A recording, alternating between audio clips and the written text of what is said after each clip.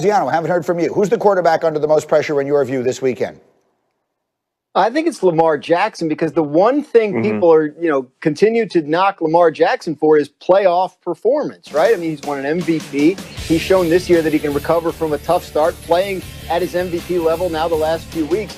But what's the one thing we still don't know about him? Can he deliver in the playoffs? His 2 playoff games so far have been terrible. And if he has another terrible one, then this sticks to him for at least another year. I'm with Domonique on Baker Mayfield. I think, he's already accomplished, I think, more than people expected him to this year. And there are excuses for him if it doesn't work out this weekend. Lamar, this is the big one for him. Nick, who's the quarterback under your microscope? Yeah, I think it's Aaron Rodgers, and it's because of time. Like, I think Dan is right about Lamar Jackson, but Lamar, his career is very young. He's got a lot more time to overcome that perception and potentially win a Super Bowl. I think Aaron Rodgers, right now, this is a kind of legacy-defining run that he could have right here. Jumping to 2 Super Bowls puts him in more elite category, and also putting him on top of winning a regular season MVP, which we all think he's probably going to end up doing. And then if he could go to the Super Bowl and possibly outduel Patrick Mahomes, I think because he has limited time left and so much to gain from this run, there's so much pressure on Aaron Rodgers. I'll buy that on the timing. RC, finish it up. Who you got?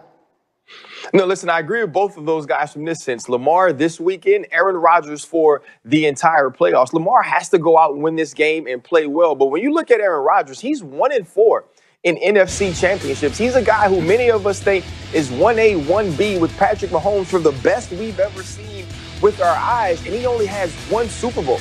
And so if Aaron Rodgers makes this jump after winning a regular season MVP, which we all kind of assume that he will, and now he's at the 2 Super Bowl mark, and you're with John Elway, and you're with Peyton Manning, now you become a part of a different discussion. You become a part of the greatest of all time discussion, which is where Aaron Rodgers truly belongs. But without the team accolades, without the team accomplishments, you don't get there. And that's what's important about this season, being an alpha dog, being the best player in the NFL, and being a champion. That one I buy. You guys went big picture. I had been thinking of it small picture. In the big picture, I agree with that. Meanwhile, nobody mentioned Tom Brady, who was going into the playoffs this weekend. The Philadelphia flop continues to reverberate within their building. Yesterday, running back Miles Sanders said, quote, nobody on the team was in favor of the decision to pull quarterback Jalen Hurts during a 3-point game in the 4th quarter against Washington on Sunday night. Here's Sanders with more.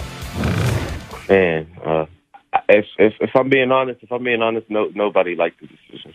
Nobody, and that's all I could say, really. But I don't know who was the main person behind that decision. But all I know is a lot of people on the team was confused.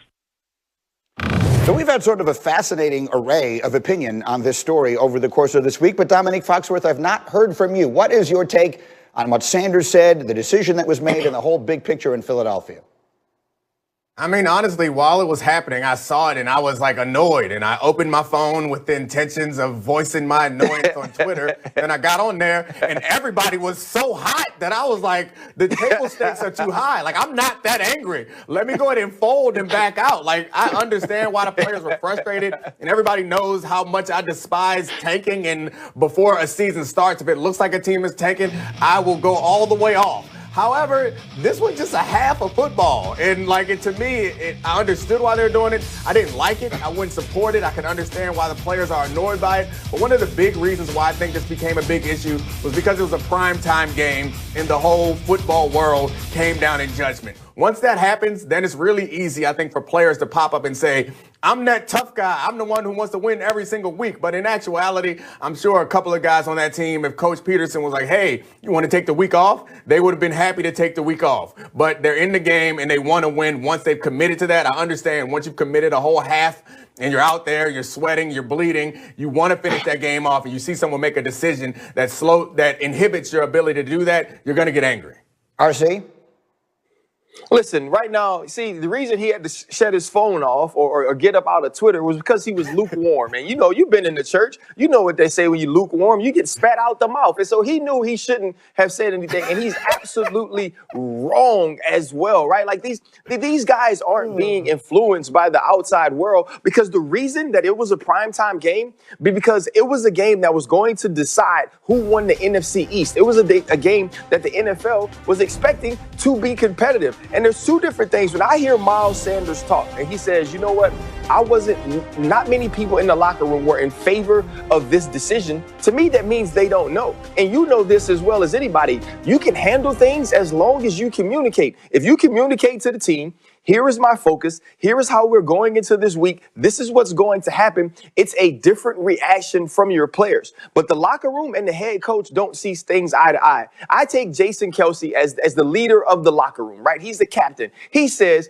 every decision should be made with one priority: to win football games. But your head coach says every decision should be made based on what the hell I want. And that's cool, but you got to communicate that to me. When you decide that the last game of the regular season is senior night, and you're going to let Nate Sudfeld, who's been the scout team quarterback from his freshman year until his senior year, get to play in front of his parents after they walk him out and he hands his mom a rose and his dad a white football with his name on it, you tell me that. Because if you tell me that, I know now how to approach the week differently. Don't have me being Boston Scott, getting my head bust by Chase Young, and then you put Nate Sudfeld in the game. That ain't how it works.